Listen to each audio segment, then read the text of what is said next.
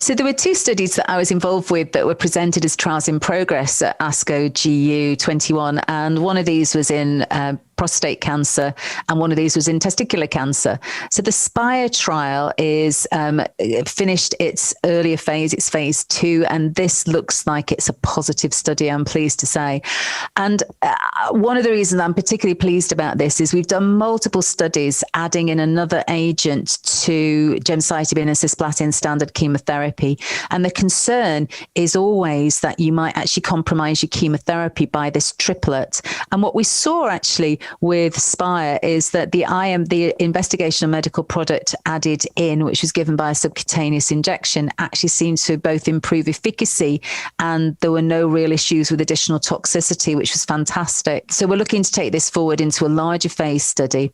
You remember this time last year at GU 20, my colleague Syed Hussain presented the NEO-BADE study, which looked at adding Nintedanib into gemcitabine cisplatin chemotherapy neoadjuvantly, which showed a survival advantage. So we have now got some trials for the first time that are showing an improvement with triplet therapy for standard chemotherapy, which I think is really exciting, because until fairly recent times, we've never improved survival for patients with bladder cancer over the last 20 years.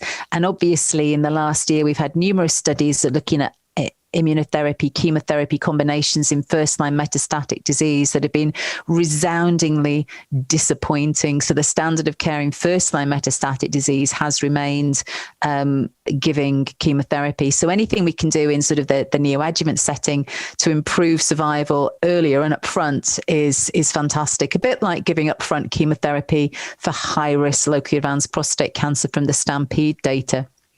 The second study that's a trial in progress is the study from the amazing ANZUP trials group. So the trials group in Australia and New Zealand goes from strength to strength. If you look at what they've presented with the leading the world in the PSMA lutetium therapy and the PSMA theranostics studies, it's outstanding. But my particular interest this time around was in the accelerated BEP study for patients with intermediate and poor prognosis germ cell tumours. And this is just really looking about how we give BEP and can we give it over a shorter time period safely and with potentially better efficacy, because obviously it's about the doubling time of any of these, the poor prognosis tumor types in particular.